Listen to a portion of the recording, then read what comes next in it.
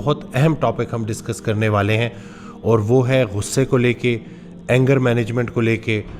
غصہ وہ شیر ہے جو مستقبل کو بکرا بنا کر کھا جاتا ہے، یہ حضرت واصف علی واصف رحمۃ اللہ کا بڑا پیارا جملہ، اور حقیقت ایسے ہی ہے، کیونکہ میرے پاس چونکہ میں پیشنٹ سے بات کر رہا ہوتا ہوں، میرے پاس لوگ آتے ہیں اور وہ بتا رہے ہوتے ہیں کہ کس طرح سے یا تو شوہر یا بیوی غصے کی وجہ سے پورے اس گھر کے نظام کو جو ہے انہوں نے دھرم بھرم کیا ہوا ہے، بچے بھی اس سے افیکٹ ہو رہے ہوتے ہیں، اور بڑا نا ایک عجیب و غریب سا ماحول بنا ہوا ہوتا ہے گھر کا۔ کوئی انسان کی اپنی ذاتی ڈیولپمنٹ بھی نہیں ہو پا رہی ہوتی، کیونکہ جب تک انسان غصے میں ہے نا، اور وہ غصہ معصوم لوگوں پہ نکل رہا ہے، تو وہ انسان کبھی بھی کوئی مثبت کام نہیں کر سکتا۔ غصے کی پازیٹیو سائیڈ بھی ہے، اس کے اوپر بھی ہم ویڈیو کے اینڈ میں بات کریں گے۔ ابھی ہمارا دین اسلام غصے کو لے کے کیا کہتا ہے، اس کے اوپر تھوڑا ہم بات کریں گے۔ ایک صحابی رسول اللہ صلی اللہ علیہ وآلہ وسلم کی خدمت میں حاضر ہوئے، اور انہوں نے رسول اللہ صلی اللہ علیہ وسلم سے پوچھا کہ کوئی ایک نصیحت اگر آپ مجھے کر دیں، تو رسول اللہ صلی اللہ علیہ وسلم نے جواب دیا کہ غصہ نہ کرو، غصہ نہ کیا کرو۔ اسی طرح سے صحابی نے پھر ریپیٹ کیا کہ ایک اور نصیحت، پھر رسول اللہ صلی اللہ علیہ وسلم نے ریپیٹ کیا کہ غصہ نہ کرو۔ اسی طرح سے کافی دیر وہ بار بار پوچھ رہے ایک اور نصیحت، اور رسول اللہ صلی اللہ علیہ وسلم نے کئی بار یہی بات ریپیٹ کی کہ غصہ نہ کیا کرو۔ تو یہ جو غصہ ہے نا، اس کا سب سے بڑا مسئلہ یہ ہے کہ غصے میں انسان سچ نہیں بول سکتا، جذبات بولتا ہے، اور پھر ایسی ایسی باتیں کر جاتا ہے اپنے ہم سفر کو، وہ بیوی ہو سکتی ہے یا بچے ہو سکتے ہیں، کہ جس سے مراد واقعی وہ دل سے یہ بات نہیں کہہ رہا ہوتا، لیکن غصے میں چونکہ جو منہ پہ آ رہا ہوتا ہے وہ اگل رہا ہوتا ہے، تو اس سے وہ باقی لوگوں کی دل آزاری ہوتی ہے، اور پھر وہ چھوٹا مسئلہ کئی گنا بڑا مسئلہ بن جاتا ہے۔ اسی طرح سے ایک اور حدیث ہے کہ رسول اللہ صلی اللہ علیہ وسلم کا فرمان ہے، اس حدیث کا مفہوم ہے کہ جو گھونٹ انسان غصے کے وقت خالص اللہ کی رضا کے لیے پیتا ہے، برداشت کر لیتا ہے، اللہ کی رضا کے لیے غصہ نہیں کرتا، تو اللہ کے نزدیک اس سے بہتر گھونٹ اور کوئی نہیں ہے۔ تو اگر ہم یہ چیز سمجھیں کہ اس وقت وقتی طور پہ تو مشکل ہے، لیکن اگر ہم خالص اللہ کی رضا کے لیے وہ غصہ جو ہے نا روک لیں اور اس کو انسانوں کے اوپر نہ نکالیں، تو اللہ کے نزدیک یہ بہت بڑی نیکی ہے۔ یعنی کہ آپ نے غصہ نہیں کرنا، یعنی کہ بظاہر کوئی عمل نہیں ہے، لیکن یہ غصہ نہ کرنے کا جو ایکٹ ہے، جو برداشت ہے نا، یہ اللہ کے نزدیک سب سے بڑا عمل ہے۔ تو اس چیز کو آپ نے سمجھنا ہے کہ ہم جب بھی غصے کی حالت میں ہوں تو ہم نے بیچ میں بس یہی چیز اپنے آپ کو یاد کرانی ہے کہ غصہ کرنے سے جب میں یہ باؤنڈری کراس کروں گا اور اللہ کی بنائی ہوئی مخلوق کی دل آزاری کروں گا، تو وہ کسی صورت بھی نہ اللہ کو پسند ہوگی، اور بعد میں یاد رہے کہ جب وہ غصہ اتر جاتا ہے نا، تو بعد میں جو وہ ندامت ہوتی ہے، گلٹ ہوتا ہے، تو بہتر یہی ہے کہ انسان اپنے اوپر کام کرے۔ اب آ جاتے ہیں غصے کی پازیٹیو سائڈ کی طرف۔ اگر آپ کو چھوٹی چھوٹی بات پہ غصہ آتا ہے نا، تو اس کا مطلب ہے کہ ابھی آپ کی اصلاح میں بڑا وقت ہے، آپ نے اپنے اوپر بڑا کام کرنا ہے۔ بڑے بڑے آپ نے فیصلے کیے ہوئے ہیں نا، کہ ارادے کیے ہوئے ہیں کہ میں یہ کروں گا، میں وہ کروں گا، اور میں بڑا کوئی جو ہے دنیا فتح کرنے نکلا ہوں، تو سب سے پہلے آپ نے اپنے اس غصے کی اس کو فتح کرنا ہے۔ کیونکہ جس انسان کو بار بار غصہ آتا ہے، اس کا مطلب ہے کہ پراپر طریقے سے اس نے اپنے آپ کو لوگوں کے لیے بے ضرر نہیں کیا۔ یعنی کہ ابھی وہ اگر اپنے آپ کو دیکھے گا، حضرت واصف علی واصف رحمۃ اللہ کا بڑا پیارا جملہ ہے کہ غلط راستے پہ ہونے کا احساس ہی صحیح ہونے کی دلیل ہوتی ہے۔ کہ لیٹ سے آپ کو غصہ آتا ہے، بار بار آتا ہے، اور آپ اس کو دیکھ کے پریشان ہیں کہ واقعی میں غصہ نہیں کرنا چاہتا، لیکن مجھ سے بار بار کیوں یہ غصے میں ایسی ایسی باتیں ہو جاتی ہیں اور میں باؤنڈری کراس کر لیتا ہوں، تو اس کا مطلب ہے کہ آپ کو احساس ہے اپنی غلطی کا۔ تو یہ جو ہے نا غلطی کا احساس ہونا، یہ بھی اللہ کا بڑا انعام ہے۔ تو اب اس کے آگے ہم بات کریں گے کہ اس سے نکلنا کیسے ہے۔ جس انسان کو غصہ آتا ہے اور اس کی زندگی کا کوئی مقصد نہیں ہے، تو ایسے انسان کا غصہ اس کو برباد کر دے گا۔ اگر تو آپ کی زندگی کا کوئی مثبت مقصد ہے، کوئی آپ کی پرپز ہے زندگی گزارنے کا، تو وہی غصے کو اگر آپ پراپر طریقے سے چینلائز کر دیں گے، تو وہی غصہ آپ کو بنا جائے گا، سنوار جائے گا۔ کیسے؟ میرے پاس ایک صاحب آئے تھے, انہوں نے بڑا زبردست وزن کم کیا تھا, اتنا وزن کم کیا تھا کہ لوگ حیران تھے, اور پراپر وہ ایک انسپریشن بنے ہوئے تھے, ہر بندہ ان سے موٹیویشن لے رہا تھا. تو میں نے جب ان سے پوچھا نا کہ یہ سب سٹارٹ کیسے ہوا, تو کہتے ہیں کہ ہم سارے دوست اکٹھے تھے. کہتے ہیں میرا وزن بہت زیادہ تھا, 44-45 انچ میری ویسٹ تھی, اور بڑے برے حالات تھے, چلا پھرا بھی نہیں جاتا تھا. تو ہم ایک ریسٹورنٹ میں بیٹھے ہوئے تھے, اور میں ایز یوزول کھانے کا شوقین کھا رہا تھا. تو ایک دوست نے بولا کہ اگر یہ شخص, ہمارا جو یہ دوست ہے, اگر یہ وزن کم کر جائے تو یہ کتنا فٹ لگے گا, کیونکہ ہائٹ شائٹ بھی ہے. تو کہتے دوسرے دوست نے بولا کہ یہ وزن کم کرے گا, یہ بغیر مقصد کے پیدا ہوا ہے, کوئی اس کا کوئی اچھا مقصد نہیں ہے, اس کی زندگی کا مقصد صرف کھانا سونا ہے اور اپنی صحت کو برباد کرنا ہے, یہ کسی جوگا نہیں ہے. کہتے ہیں وہ جو دوست نے جب یہ بات بولی نا, تو وہ جو الفاظ ہیں نا, اس نے میرے اندر ایک شدید قسم کا غصہ نا, کہ یہ میرے دوست مجھے ایسے سمجھتے ہیں کہ میں اتنا مطلب بیکار آدمی ہوں کہ میری زندگی کا کوئی مقصد نہیں ہے. کہتے ہیں اسی غصے کو نا میں نے اپنے اندر اکٹھا کیا, اور کہتے ہیں کہ میں نے اللہ کا نام لے کے پراپر ڈائٹ اور ایکسرسائز سٹارٹ کی. اور کچھ عرصے بعد جب مجھے رزلٹس ملنا شروع ہوئے, میں اور انکریج ہوتا رہا, اور ہوتے ہوتے میں نے وہ ایکسٹرا وزن بھی کم کر لیا, اپنے صحت کو بھی بہتر کر دیا, اور کہتے کہ اب میں کتنی دیر رننگ کر سکتا ہوں. تو آپ نے دیکھا کہ کس طرح سے ایک انسان نے غصے کو مثبت ڈائریکشن دی.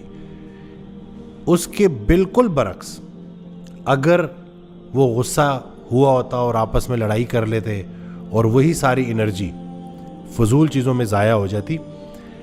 یقین کریں کہ یہ جو غصہ ہے نا, یہ آپ کو بڑی انرجی بھی دیتا ہے. آپ اکثر دیکھیں کہ گھر میں جب کوئی غصہ آ جائے کسی کو, تو وہ اتنی مطلب زبان بھی اس کی تیز چلنی شروع ہو جاتی ہے, اور ہاتھ بھی اس کے اللہ بچائے تیز شروع ہو جاتے ہیں. تو وہ غصہ نا بڑا انرجی دیتا ہے, لیکن اس غصے کو پراپر طریقے سے ڈائریکشن دینا. ایکسرسائز بہت ضروری ہے. جہاں تک ہم اینگر مینجمنٹ کی بات کرتے ہیں, کہ جب جو انسان ایکسرسائز کرتا ہے اس کے سٹریس لیولز نیچے ہوتے ہیں, اس کے اندر کا موسم ٹھیک ہوتا ہے. وہ حضرت واصف علی واصف رحمۃ اللہ کا بڑا پیارا جملہ ہے کہ ٹوٹے ہوئے جہاز کو کوئی ہوا راس نہیں آتی. اگر ایک انسان صبح سے شام کام کر رہا ہے اور پھر سارا دن تھکار کے گھر آتا ہے, بالکل انرجی اس کی ختم ہوئی ہے, پٹھے بھی اس کے کمزور ہوئے ہیں, کوئی توانائی اس کے اندر ہے نہیں, اور پھر گھر آ کے ذرا سی کوئی چھوٹی بات ہوگی تو بالکل ایک طوفان بدتمیزی جو ہے وہ مچا دیا جائے گا, اور بات بگڑتے بگڑتے اتنی بگڑ جائے گی کہ بعض اوقات وہ بات ڈیورس تک, طلاق تک آ جاتی ہے. اس کے بالکل برعکس اگر ایک انسان اپنی صحت کو ٹائم دیتا ہے, اپنی خوراک اچھی رکھتا ہے, ایکسرسائز کرتا ہے, اچھی محفلوں میں بیٹھتا ہے, اچھی کتابیں پڑھتا ہے, تو اس کے اندر قوت برداشت بہت زیادہ ہوگی, اور وہ جب بھی گھر آئے گا تو ایک پازیٹیو انرجی کے ساتھ, ایک پازیٹیو اورا کے ساتھ آئے گا. اور اگر کوئی بیگم نے 4-5-6 باتیں ایکسٹرا بول بھی دی ہیں تو ان کو اچھی طرح سے ایبزارب کر لے گا. اکثر لوگوں کا صبر کا پیمانہ اسی لیے لبریز ہوتا ہے کیونکہ ان کی ذہنی جسمانی صحت ان کا ساتھ نہیں دے رہی ہوتی. تو اس لیے ابھی وقت ہے کہ ہم اپنی خدمت شروع کریں, اپنے اوپر کام کریں. جب تک ہم اپنی صحت کے لیے ایفرٹ نہیں کریں گے تب تک چیزیں بہتر نہیں ہوں گی. خدا نے آج تک اس قوم کی حالت نہیں بدلی, نہ ہو جن کو خیال آپ اپنی حالت کے بدلنے کا. تو یہ چیز آپ لوگوں نے سمجھنی ہے کہ بجائے اس کے کہ آپ لوگوں کا گلہ کریں.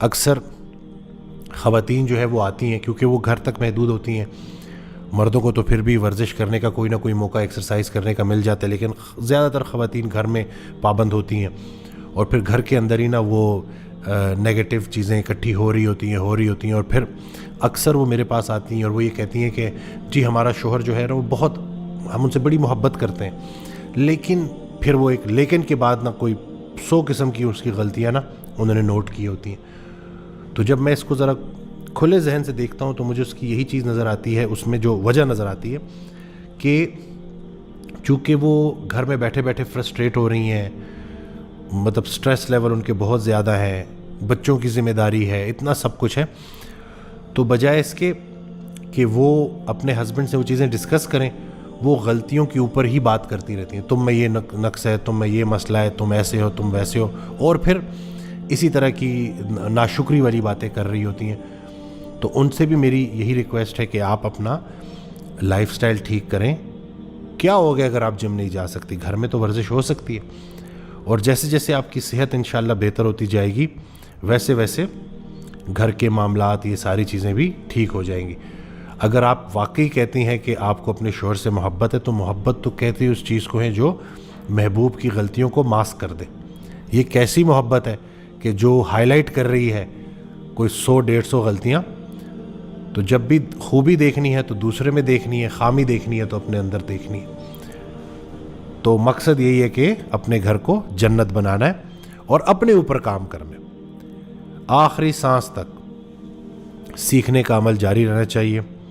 اچھی چیز سیکھنی ہے, بری چیز کو اپنے آپ سے ڈیلیٹ کرنا ہے, اور یہ ایفرٹ جاری رہنے چاہیے.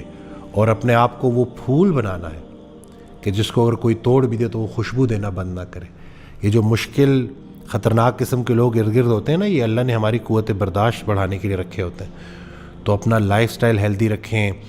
آپ کے آس پاس اگر کوئی کمپیٹنٹ سائیکالوجسٹ ہے تو اس کے پاس جائیں, سیشنز لیں. میں تو ریکمینڈ کرتا ہوں میاں بیوی دونوں جائیں اور بات کریں اور اپنے اس گھر کو جنت بنائیں. وہ ہے کہ جس انسان کو اپنی غلطی کا احساس ہو جاتا ہے وہ اللہ کی رحمت میں داخل ہو جاتا ہے, اس پہ اللہ کی رحمت کا دروازہ کھل جاتا ہے. ایک دعا ہے کہ ربنا ظلمنا انفسنا وان لم تغفر لنا وترحمنا لنکونن من الخاسرین, جس کا ترجمہ ہے, جس کا مفہوم ہے کہ اے اللہ ہم نے اپنی جانوں پر ظلم کیا, اگر آپ بھی ہمیں معاف نہیں کریں گے, آپ ہماری غلطیاں بخشیں گے نہیں تو ہم خسارہ اٹھانے والوں میں سے ہو جائیں گے. یعنی کہ یہ دعا ہمیں بتاتی ہے کہ ہم نے اپنے گریبان میں جھانکنا ہے. ہمارا سب سے بڑا مسئلہ یہ ہے کہ ہم وکٹم مائنڈ سیٹ کا شکار ہو جاتے ہیں اور ہم لوگوں کو بلیم کرنا شروع کر دیتے ہیں کہ فلانا بندہ رسپانسبل ہے میری ان تمام مصیبتوں کا, میری ان تمام ناکامیوں کا. حضرت کا بڑا پیارا فکرہ ہے کہ جس انسان نے اپنی پریشانی کی ذمہ داری کسی دوسرے انسان پر ڈالی, اس کی پریشانی قیامت تک ختم نہیں ہوگی. کیوں؟ کیونکہ انسان اپنا محاسبہ کرنا چھوڑ دیتا ہے, اپنے اندر جھانکنا چھوڑ دیتا ہے. اور یہی شیطان کی سب سے بڑی کامیابی ہے. یعنی کہ اتنی پیاری دعا حضرت آدم علیہ السلام کی دعا کہ جس میں غلطی کو اون کیا, مانا کہ غلطی ہو گئی اور معافی دے دے, اور اگر آپ معاف نہیں کریں گے اللہ کریم ہماری غلطیوں پہ, ہمیں جو ہم نے غلطیاں کی, کس کوئی اور رسپانسبل نہیں ہے, میں خود رسپانسبل ہوں, تو ہم خسارہ اٹھانے والوں میں سے ہو جائیں گے. تو یہ بہت پیاری دعا ہے, اس کے بارے میں سوچا کریں. حضرت ایک آڈیو میں بڑی پیاری بات انہوں نے ارشاد فرمائی کہ اللہ سے اچھے حالات نہ مانگا کرو, اچھی حالت مانگا کرو. ہو سکتا ہے حالات اچھے ہو جائے اور حالت بگڑ جائے. اور حالت کب بگڑنا شروع ہوتی ہے؟ جب ہم لوگوں کو قصوروار ٹھہرانا شروع کرتے ہیں, اور جب ہم کسی کو بلیم کرنا شروع کرتے ہیں. اس کا پتہ ہے سب سے زیادہ خطرہ کیا ہوتا ہے, اس کا کیا نتیجہ نکلتا ہے کہ آپ معافی مانگنا چھوڑ دیتے ہو اور معافی دینا چھوڑ دیتے ہو. کیونکہ اب تو آپ نے کسی پر ڈال دیا کہ بھئی وہ بندہ ہے مجھ سے معافی مانگے گا تو میری زندگی سنورے گی. نہیں, یا اللہ جو میں نے غلطیاں کی میں آپ سے اس کی معافی مانگتا ہوں, مانگتی ہوں, اور جو لوگوں نے میرے ساتھ زیادتیاں کی میں بھی انہی کی طرف سے, آپ سے ان کی طرف سے معافی مانگتی ہوں یا مانگتا ہوں. تو یہ جو معاف کرنا ہے, معافی مانگنا ہے نا, یہ دلیر لوگوں کا کام ہے. اور یہاں پہ جو پہلا قدم ہے اس کو ہمیشہ یاد رکھنا ہے, اور وہ کیا ہے کہ یا اللہ غلطی ہو گئی, معافی دے دے, آئندہ نہیں کروں گا. اور جس انسان کو اپنی غلطی کا احساس ہو جاتا ہے اس کے اندر پازیٹیو چینج آنا شروع ہو جاتی ہے. شیطان کی معافی نہیں ہے, گناہگار کی معافی ہے. شیطان اور گناہگار میں فرق کیا ہے؟ گناہگار وہ ہے جو اپنے گناہ پر شرمندہ ہو جائے اور اس کی آنکھوں میں ندامت کے آنسو آ جائے اور اللہ سے معافی مانگے. شیطان کون ہے؟ جو اپنی غلطیوں پہ ڈٹ جائے کہ بھئی میں تو ایسا ہی رہوں گا, لوگوں نے بدلنا. تو اللہ ایسے وقت سے سب کو بچائے. اور جو یہ مومن ہوتا ہے نا, ایک لچکدار شاخ کی طرح ہوتا ہے, جہاں پازیٹیوٹی دیکھتا ہے اس کی طرف قریب ہو جاتا ہے, اور جہاں نیگیٹیوٹی دیکھتا ہے وہاں اس سے دور ہو جاتا ہے. تو ہم نے اپنے اندر یہ فلیکسیبلٹی رکھنی ہے, جہاں غلطی ہو جائے کریں, اکڑ نہ دکھایا کریں, معافی مانگ لیا کریں. گھر بچ جائیں گے, بچے محفوظ رہیں گے, زندگیاں محفوظ رہیں گی. اس ویڈیو کو زیادہ شیئر کیجئے گا, کیونکہ نبی کریم صلی اللہ علیہ وآلہ وسلم کی حدیث مبارکہ ہے جس کا مفہوم ہے کہ کیا میں تمہیں نماز, روزہ اور زکوٰۃ سے بڑا عمل نہ بتاؤں؟ دو لوگوں کے بیچ میں صلح کروانا. اس وقت معاشرہ ٹوٹ رہا ہے کیونکہ رشتے ٹوٹ رہے ہیں, کیونکہ میاں بیوی آپس میں دور بیٹھے ہوئے. صدیوں کی مسافت میں بھی طے ہو نہیں سکتے جو فاصلے ہوتے ہیں نگاہوں میں ذرا سے. تو میاں بیوی ساتھ بیٹھے اور بولیں کہ دیکھیں میں نے بھی اپنے ساتھ بڑی ظلم زیادتیاں کی ہیں, آپ نے بھی اپنے ساتھ بڑی ظلم زیادتیاں کی ہیں. آؤ اللہ سے معافی مانگتے ہیں, اپنے آپ کو ٹھیک کرتے ہیں. میں اپنی خوشی کا ذمہ دار خود ہوں, آپ اپنی خوشی کا ذمہ دار خود ہیں. Your happiness and your health is your moral obligation toward society. یعنی کہ یہ اتنا بڑا فکر ہے نا کہ اس کی گہرائی میں اترا جائے, دیکھا جائے. یہ میں بار بار اسی لیے ریپیٹ کرتا ہوں تاکہ یہ بات آپ کے دل میں اتر جائے کہ کسی نے آ کے ہمیں خوش نہیں کرنا, ہم نے خوش رہنا سیکھنا ہے. خوشی کی تلاش میں نکلیں گے, نعمتوں کی تلاش میں نکلیں گے تو نعمتیں ملیں گی. گلوں کی تلاش میں نکلیں گے, محرومیوں کی تلاش میں نکلیں گے تو محرومیاں, گلے, اداسی یہ آپ کا مقدر ہو جائیں گے. اللہ آپ کے مقدر اچھے کرے, اللہ آپ کو اچھے نصیب عطا فرمائے, اور خوش نصیب وہ ہے جو اپنے نصیب پر خوش ہے. اس ویڈیو کو زیادہ شیئر کیجیے گا, چینل کو سبسکرائب کرنا نہ بھولیے گا, ویڈیو کو لائک کرنا نہ بھولیے گا.